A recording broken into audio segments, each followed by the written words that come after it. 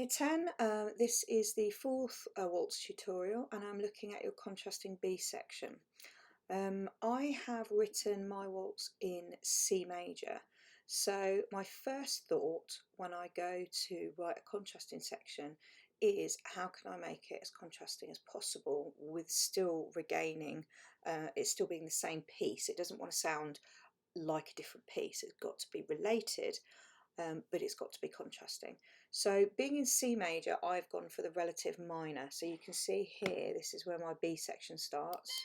I've got a high C, I've got a C there, I've got an E, and I've got an A, which makes up the chord of A minor. So I've decided that my B section is going to be in A minor. The other ways I've contrasted it, actually, I'm going to play it to you from here, and I want you to try and make a little list. Pause it if you need to, of all the ways that I have contrasted between this section and the A section.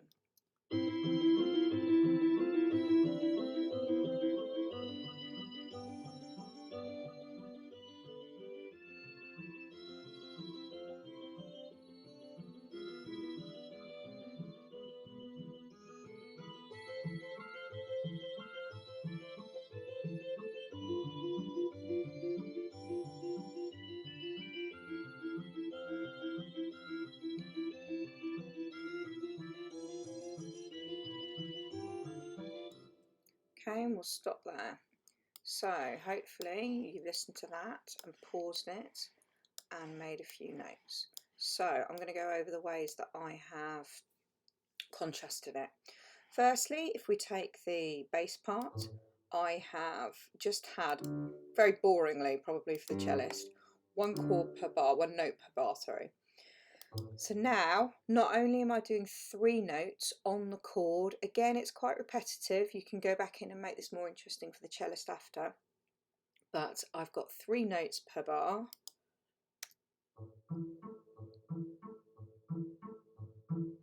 Now that already gives a very different feel from something like this.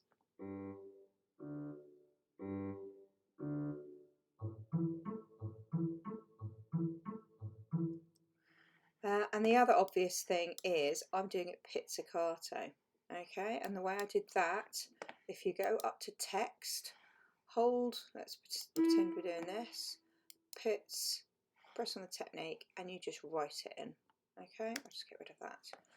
Okay, the next thing that hopefully you would have spotted is the tune is in the viola part, okay? So let's just have a little listen to the tune. I haven't done dynamics, so it's not always the most prominent, but have a little bit of a listen.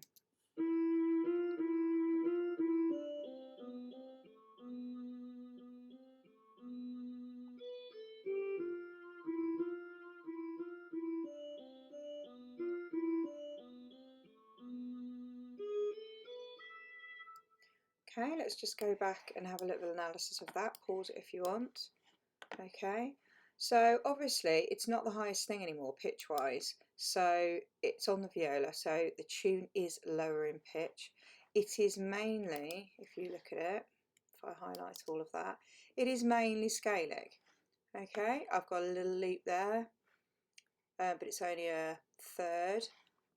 Lots of repetition, so this idea comes back here.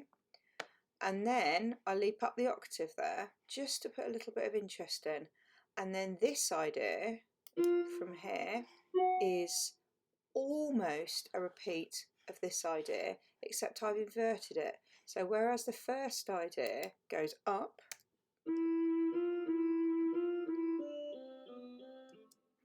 this idea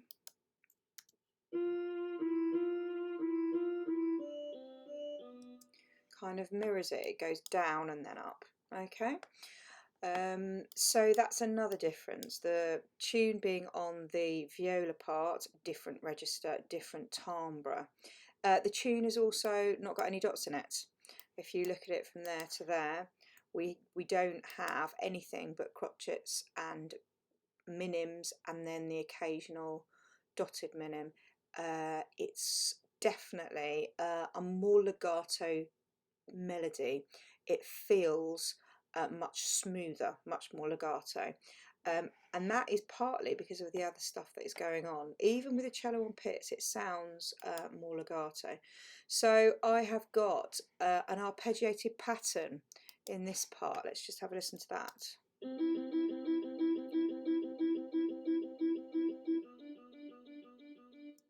So that is just the chord notes. I've chosen 2 chord notes and I've alternated. Almost an Alberti bass, but not quite.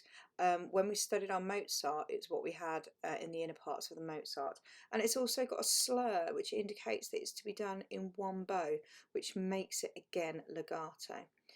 Which brings us to the first violin part. Now this is actually where I started this section. I got to this note, I knew I wanted something contrasting and legato, and this was actually the first part I wrote. So let's just have a listen to that in isolation.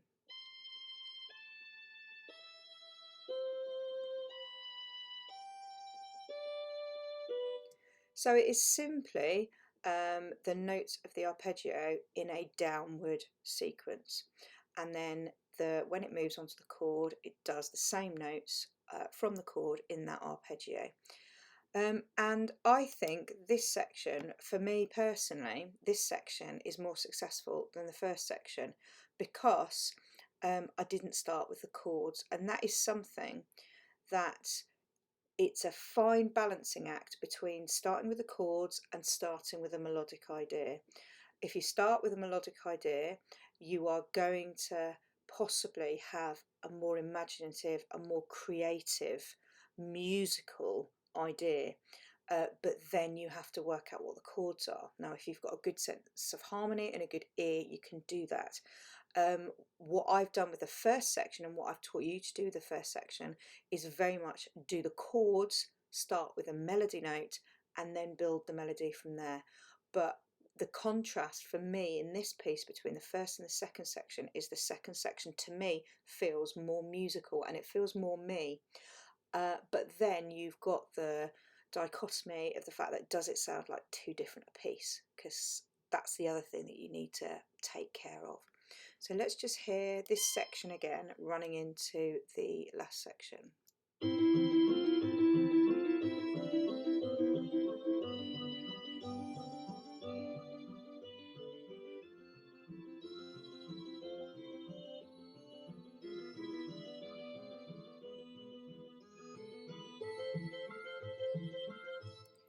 Just before I play you the rest of this section, I want you to see if you can spot how it's changed from the first half of the B section.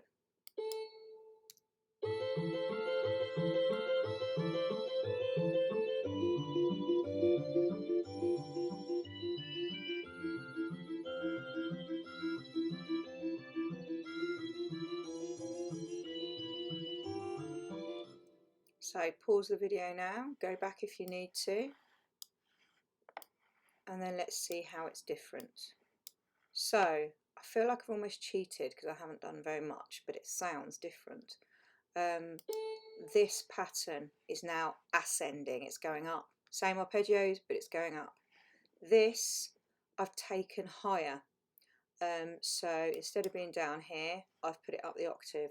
I haven't put it up the octave all the time because the notes didn't quite fit. Sometimes I've tweaked it a little bit. I've put a 7th in there somewhere as well. This one I've just put up the octave. Cello part is completely unchanged. The other thing I want you to look at is what we call the pivot chord.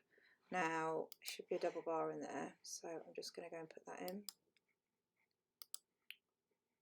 No, I'm not, because I can't find where the double bars are. There it is. Okay, so this is where my A section starts again. So I did my B section, I copied my A section, and then tried to fit the 2 together.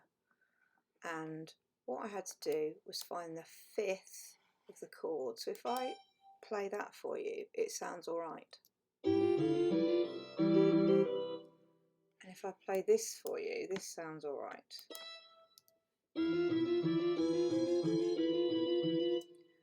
But it's a little bit clunky for my liking when I try and get rid of the G sharps from this A minor section and try and get back to C. Given a little bit more time, I'd like that to be a little bit more delicate. This is called a pivot chord. I need to get back to C, and the way I get back to C is by trying to get to the fifth chord, the dominant chord. So I have to get to G, but here I'm on the fifth chord of the relative minor, which is E major, which has my G sharps. So what I've done is I've simply, very roughly, and it does sound rough, I've just taken all the G's out, G sharps out, and put it back into G major.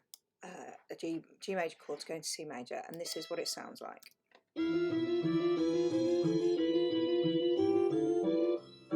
I think it's a bit clunky.